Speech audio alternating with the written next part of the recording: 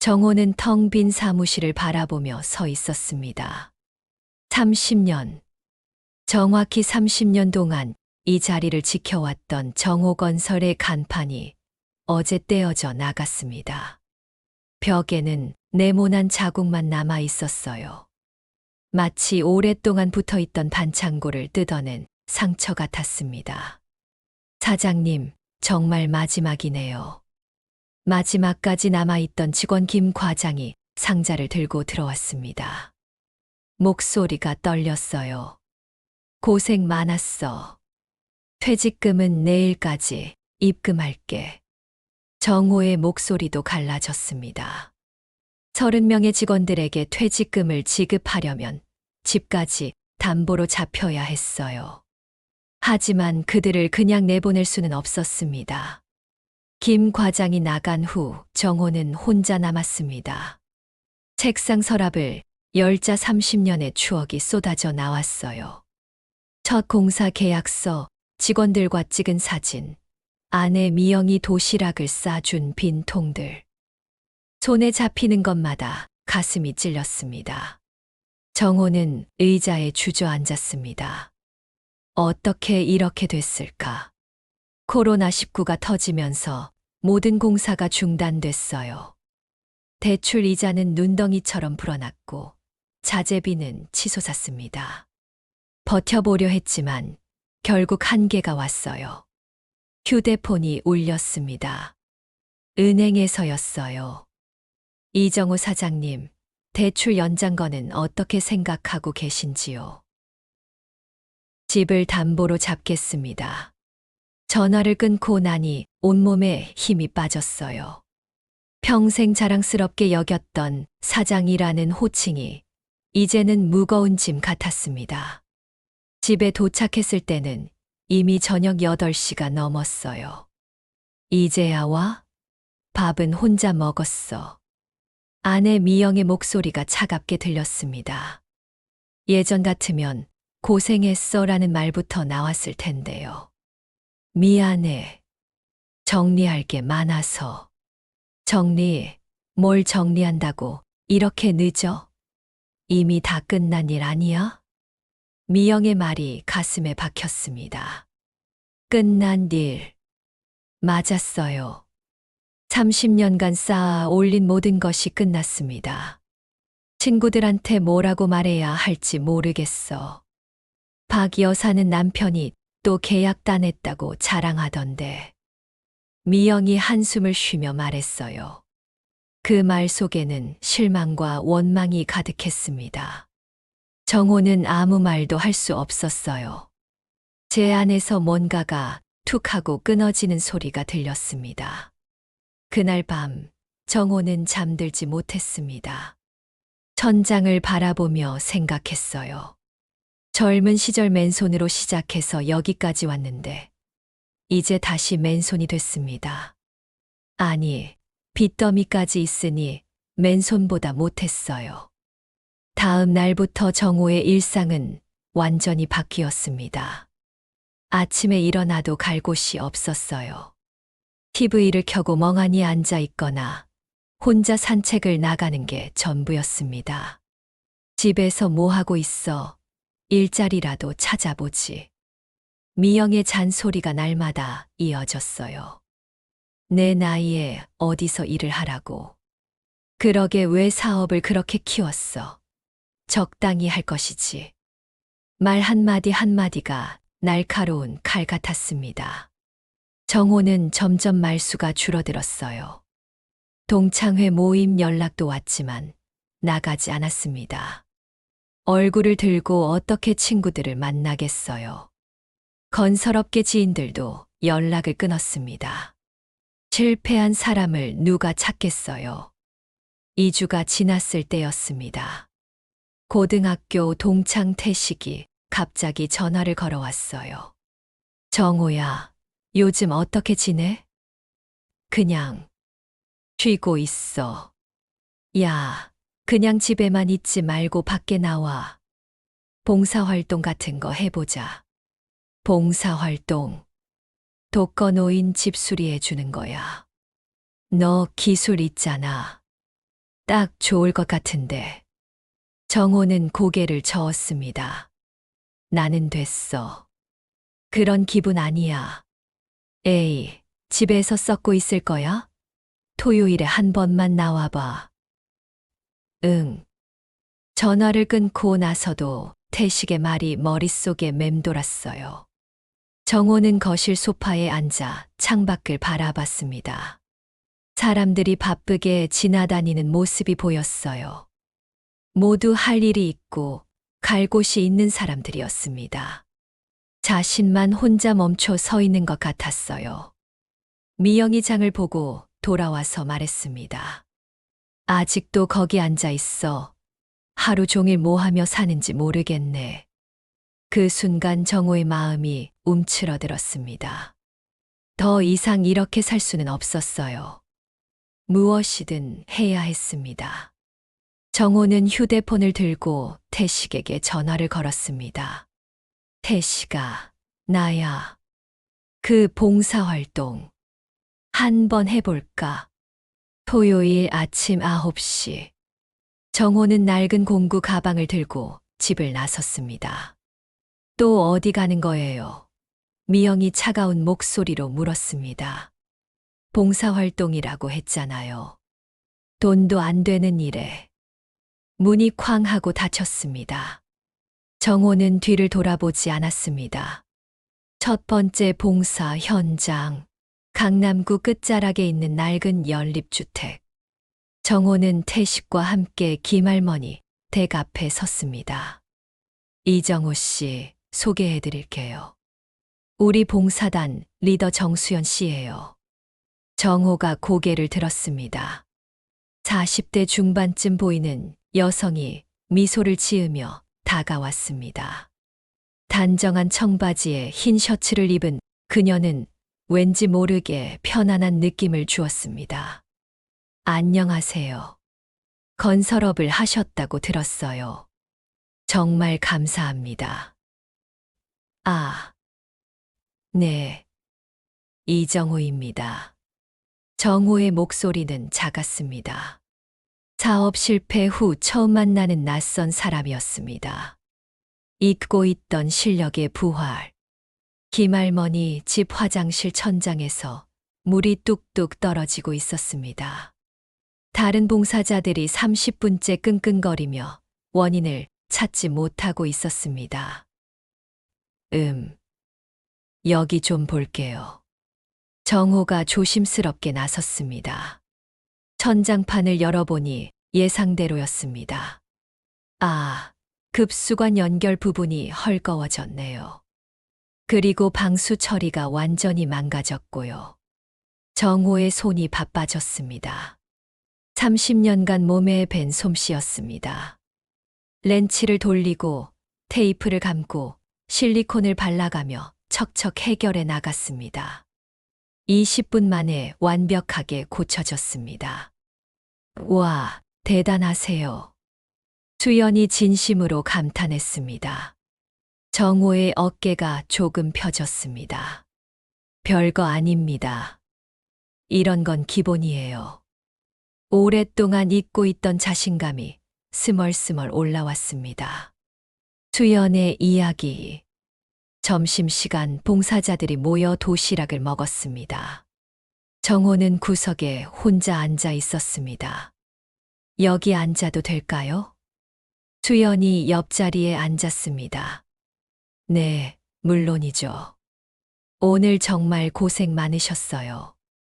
할머니가 얼마나 고마워하시던지. 수연의 목소리는 따뜻했습니다. 정호는 오랫동안 이런 감사의 말을 들어보지 못했습니다. 전에는 건설회사를 직접 운영하셨다고 들었는데 힘드시겠어요. 아, 네. 좀 그렇죠. 정호가 고개를 숙였습니다. 저도 비슷해요. 남편이 건축 일을 했었거든요. 했었다고요? 5년 전에 사고로 세상을 떠났어요. 순간 정호의 마음이 움츠러들었습니다. 자신의 고민이 얼마나 작은 것인지 깨달았습니다. 죄송합니다. 몰랐어요. 괜찮아요. 이제 많이 괜찮아졌어요. 그래서 이런 봉사도 하게 됐고요. 수연이 쓸쓸하게 미소 지었습니다. 점점 가까워지는 마음. 그 후로 매주 토요일이 정호에게는 기다려지는 날이 되었습니다. 3주째 되는 날, 혼자 사는 할아버지, 집 싱크대를 고치면서였습니다. 이정호 씨는 정말 손재주가 좋으시네요. 수연이 옆에서 연장을 건네주며 말했습니다. 30년 하면 당연하죠. 하지만 이제는 뭐요? 아무도 필요로 하지 않더라고요. 정호의 목소리가 쓸쓸했습니다. 그건 아니에요. 오늘만 봐도 할아버지가 얼마나 고마워하시는데요. 수연이 정호의 어깨를 살짝 두드렸습니다. 그 순간 정호의 가슴이 뛰었습니다. 언제부터였을까요? 이런 따뜻한 손길을 받아본 게.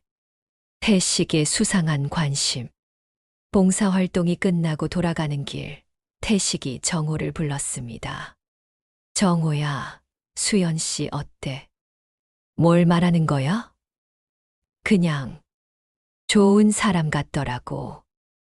혼자 사는 것도 그렇고. 태식의 눈빛이 이상했습니다.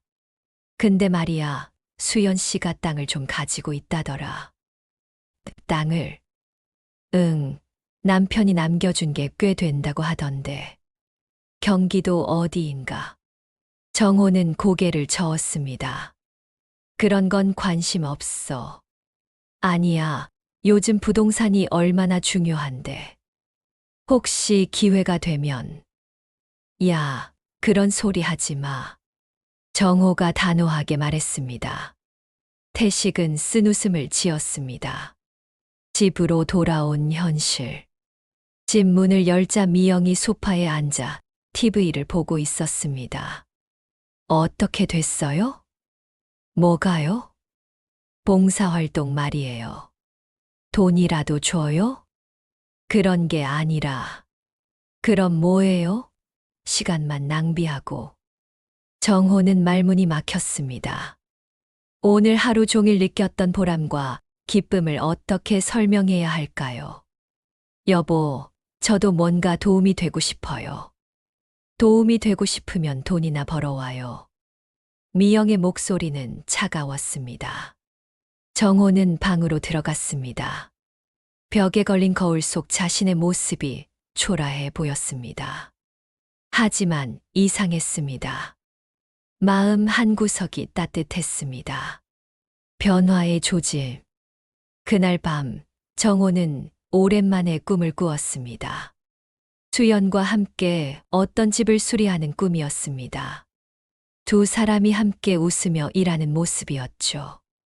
꿈에서 깬 정호는 가슴이 두근거렸습니다. 이건 뭐지? 30년 결혼 생활에서 처음 느끼는 감정이었습니다. 다음 토요일이 기다려졌습니다. 아니, 수연을 다시 만나는 것이 기다려졌습니다. 정호는 자신도 모르게 스스로에게 물었습니다. 나는 지금 뭘 하고 있는 거지? 하지만 이미 마음 깊은 곳에서 뭔가가 시작되고 있었습니다. 돌이킬 수 없는 변화의 첫걸음이었습니다. 창밖으로 새벽이 밝아오고 있었습니다. 정호는 잠들지 못한 채 천장을 바라보았습니다.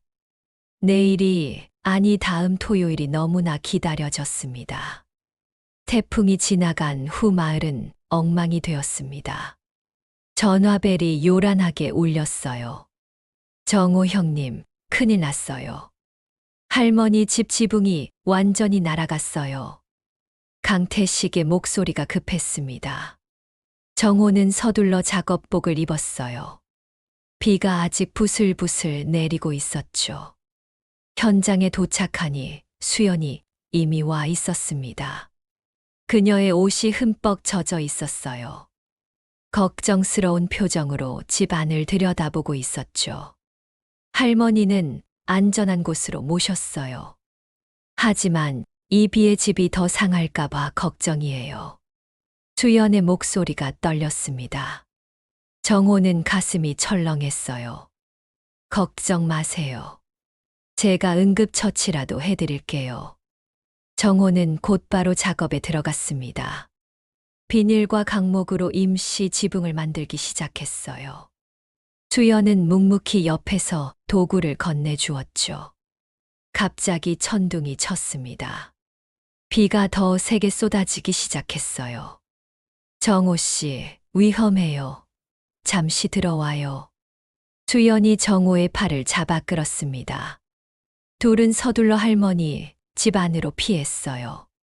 작은 방 안에서 둘만 남겨졌습니다. 빗소리가 지붕을 두드리는 소리만 들렸죠. 정호는 수연의 젖은 머리카락에서 은은한 향기가 나는 걸 느꼈어요.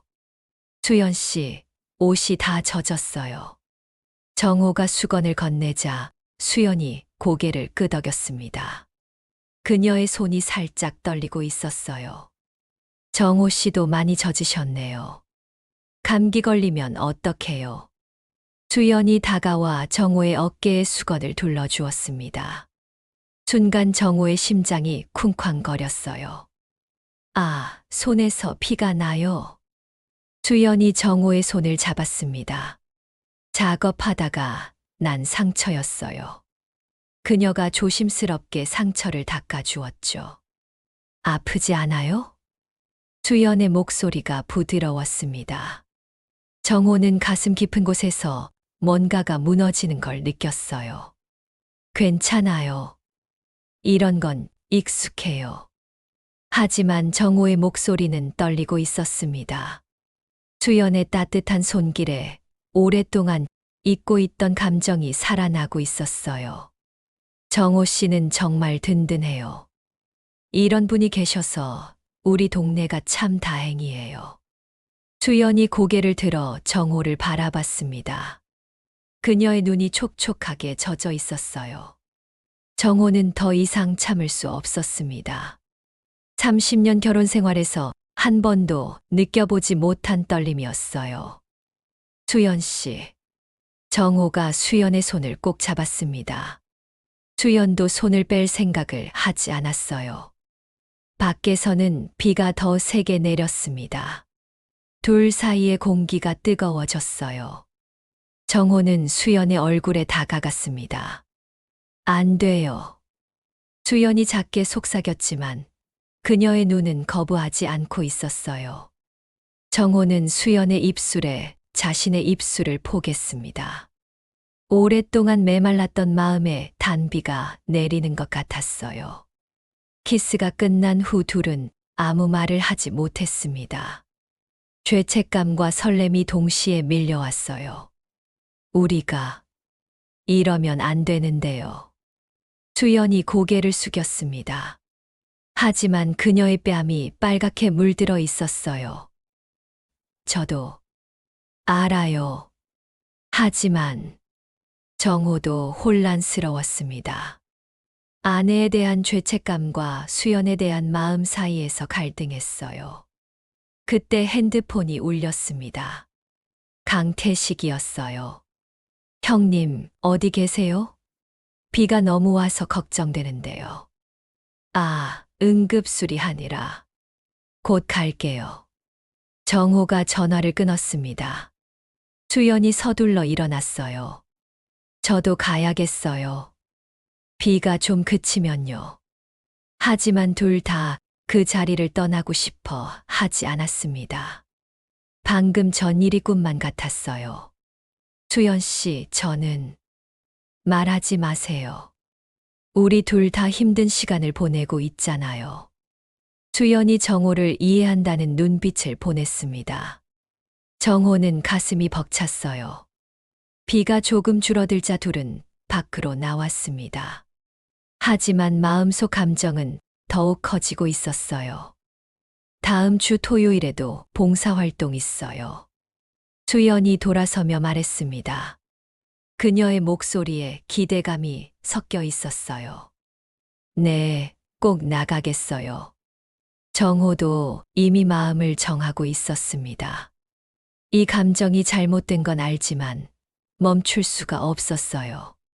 집으로 돌아가는 길에 정호는 복잡한 마음이었습니다. 아내에게 무슨 말을 해야 할지 막막했어요.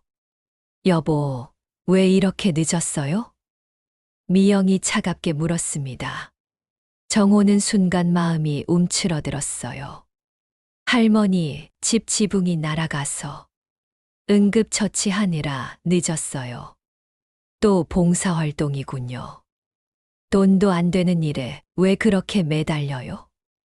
미영의 목소리에 짜증이 묻어났습니다. 정호는 제 안에서 뭔가가 툭 하고 끊어지는 걸 느꼈어요. 그냥 도움이 필요한 분들이라서요. 도움은 무슨 우리 살림이나 걱정하세요. 미영이 돌아서며 쌀쌀하게 말했습니다. 정호는 더욱 외로워졌어요. 그날 밤 정호는 잠을 이룰 수 없었습니다. 수연의 따뜻한 손길과 부드러운 목소리가 계속 떠올랐어요. 30년 결혼 생활에서 처음 느끼는 감정이었습니다. 죄책감은 있었지만 수연과 함께 있을 때의 행복감을 지울 수가 없었어요. 다음 날부터 정호는 조금씩 변하기 시작했습니다. 거울을 더 자주 보게 되었고 옷차림에도 신경을 쓰게 되었어요. 토요일이 기다려졌습니다. 수연을 다시 만날 생각에 가슴이 두근거렸어요. 하지만 정호는 아직 몰랐습니다. 멀리서 이 모든 것을 지켜보는 눈이 있다는 걸 말이에요. 정호는 태식의 전화를 받는 순간 가슴이 철렁 내려앉았습니다. 목소리가 평소와 달랐어요. 차갑고 계산적이었습니다. 정호야, 잠깐 나와서 만날 수 있을까? 중요한 이야기가 있어. 카페에 도착했을 때 태식은 이미 구석 자리에 앉아 있었습니다. 평소의 호탈한 모습은 온데간데 없었어요. 대신 날카로운 눈빛으로 정호를 바라보고 있었습니다. 앉아.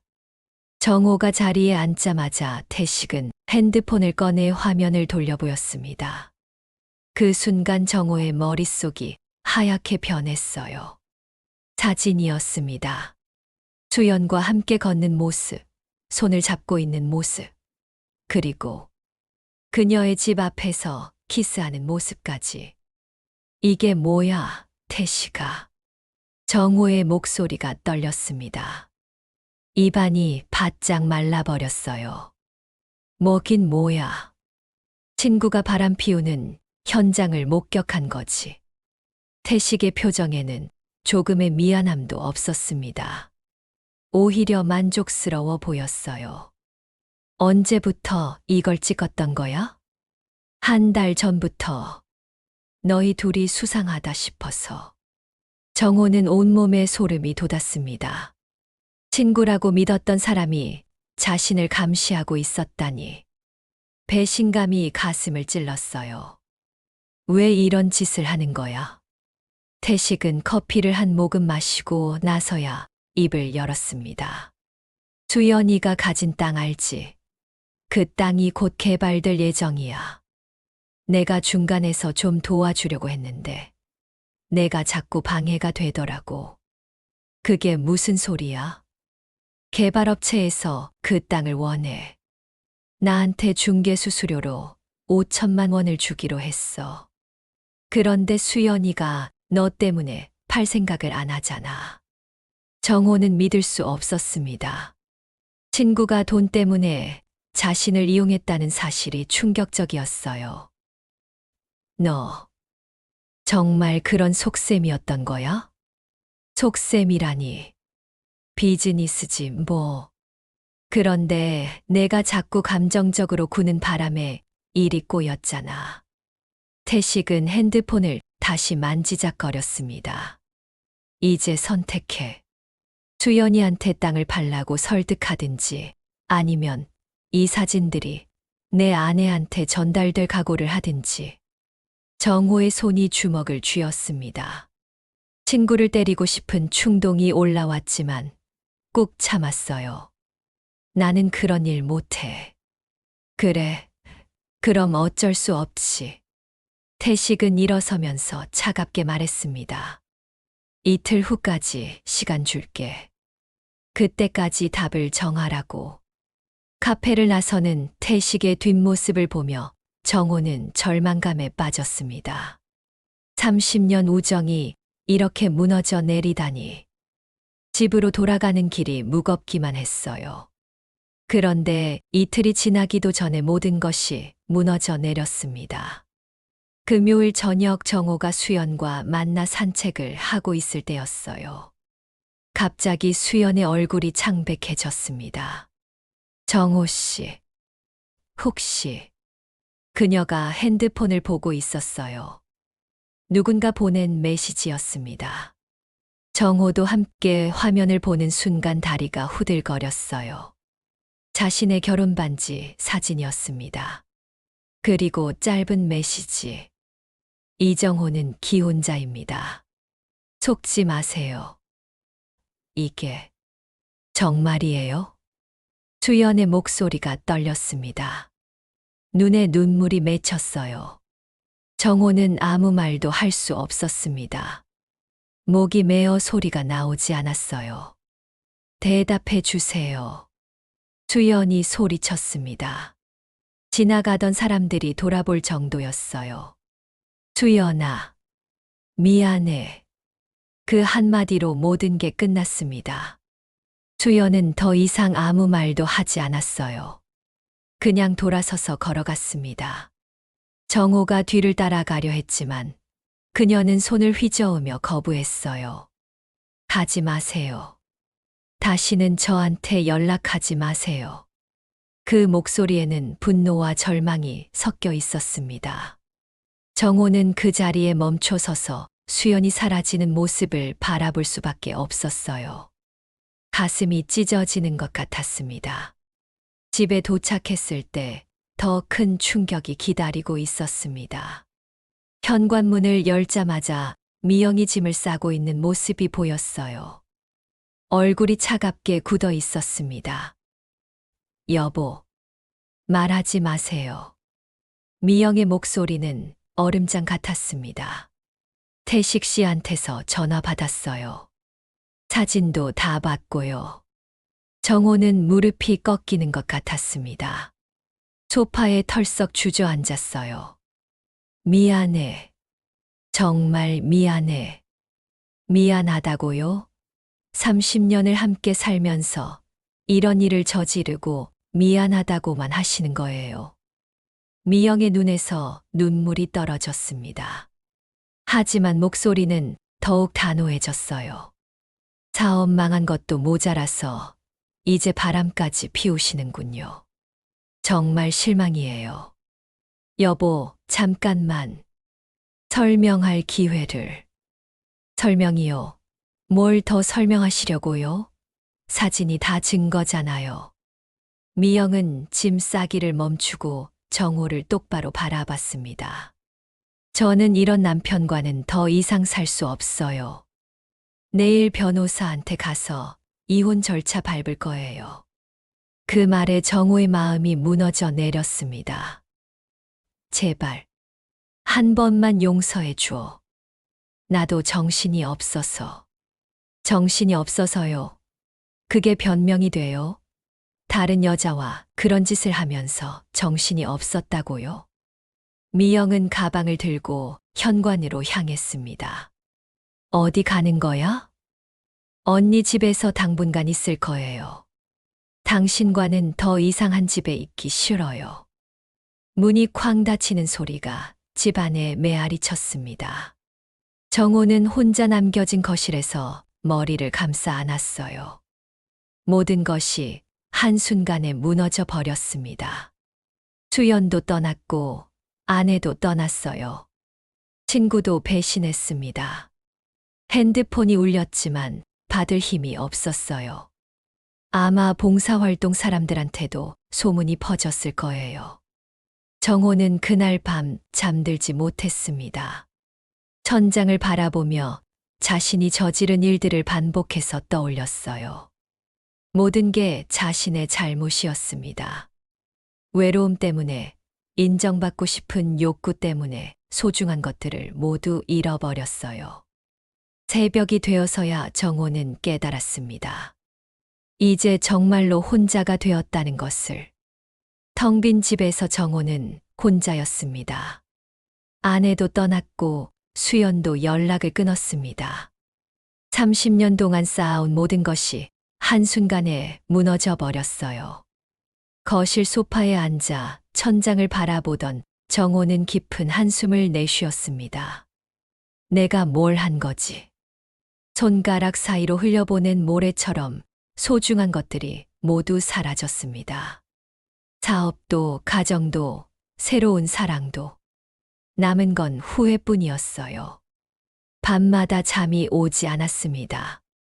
눈을 감으면 미영의 차가운 눈빛이 떠올랐어요. 수연의 실망한 표정도 마음을 짓눌렀습니다. 난 왜 거짓말을 했을까? 정호는 자신을 탓했습니다. 순간의 외로움 때문에 모든 걸 잃어버렸어요. 30년 결혼 생활의 무게를 그제야 깨달았습니다. 아내의 위기와 선택의 순간. 3주째 되던 날, 전화벨이 울렸습니다. 여보세요? 정호 씨죠. 병원입니다. 부인께서 교통사고를 당하셨어요. 순간 머릿속이 하얘졌습니다. 전화기를 떨어뜨릴 뻔했어요. 심장이 미친 듯이 뛰었습니다. 지금 어디 계세요? 한양병원 응급실입니다. 빨리 오세요. 정호는 옷도 제대로 챙기지 못하고 뛰쳐나갔습니다. 택시를 타면서도 손이 떨렸어요. 제발 무사하기를. 병원 복도는 소독약 냄새로 가득했습니다. 응급실 앞에서 정호는 발걸음을 멈췄어요. 유리창 너머로 보이는 미영의 모습에 가슴이 먹먹해졌습니다. 하얀 침대에 누워있는 아내는 너무 작아 보였어요. 의사가 다가왔습니다. 다행히 큰 부상은 아닙니다. 하지만 며칠 입원하셔야 해요. 정호는 고개를 끄덕였습니다. 눈물이 핑 돌았어요. 병실에서 미영이 눈을 떴습니다. 정호와 눈이 마주쳤어요. 미영은 고개를 돌렸습니다. 왜 왔어요? 목소리는 차가웠지만 떨림이 있었어요. 당연히 와야죠. 당신 남편인데. 남편이라고 하지 마세요. 미영의 말에 정호의 가슴이 철렁 내려앉았습니다. 하지만 정호는 물러서지 않았어요. 간병인도 쓰지 않고 직접 아내를 돌봤습니다. 미영이 거부해도 묵묵히 옆에 있었어요. 물을 떠다 주고 식사를 도왔습니다. 밤새 의자에서 잠을 자며 아내를 지켰어요. 미영은 처음엔 모든 걸 거절했습니다. 하지만 정호의 진심 어린 간병에 조금씩 마음이 누그러졌어요. 아파요? 정호가 조심스럽게 물었습니다. 미영은 대답하지 않았어요. 하지만 고개를 살짝 끄덕였습니다. 미안해요. 정말 미안해요. 정호의 목소리에 진심이 담겨 있었습니다. 30년 만에 처음으로 마음 깊은 곳에서 나온 사과였어요. 퇴원 후 집으로 돌아온 미영은 다리를 절었습니다. 정호는 곧바로 집안 곳곳을 살펴봤어요. 30년간 써온 건축 기술을 아내를 위해 사용하기 시작했습니다. 화장실에 안전바를 설치했어요. 계단에는 미끄러지지 않도록 논슬립 테이프를 붙였습니다. 침실 문턱도 낮춰서 걸려 넘어지지 않게 했어요. 뭐 하는 거예요? 미영이 물었습니다. 당신이 다치지 않게 하는 거죠. 정호는 묵묵히 작업을 계속했어요. 오랜만에 느끼는 보람이었습니다.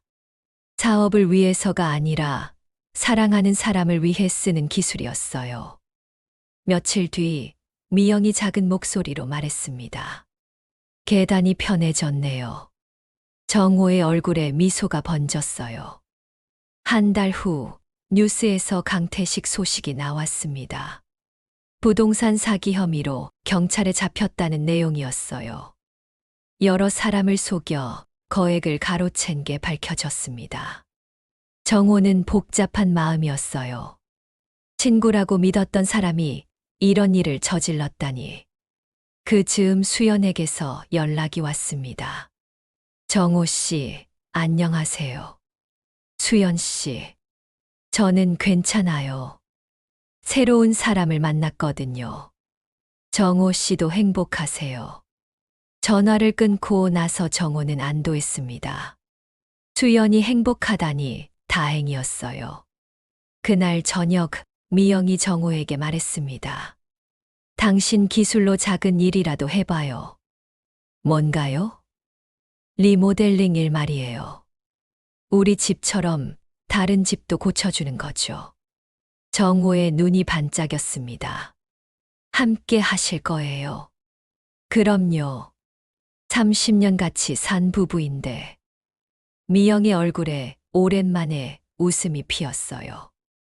6개월 후 정호와 미영은 작은 리모델링 사업을 시작했습니다. 정호 리모델링이라는 간판을 달았어요.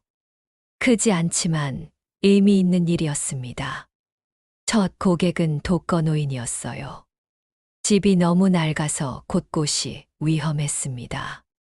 정호는 정성껏 고쳤고 미영은 할머니와 이야기를 나누며 어떤 게 필요한지 들어봤어요.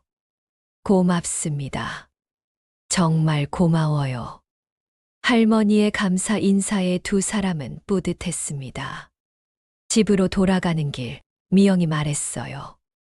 당신 이런 일 할 때가 제일 멋있어 보여요. 정호는 아내의 손을 꼭 잡았습니다.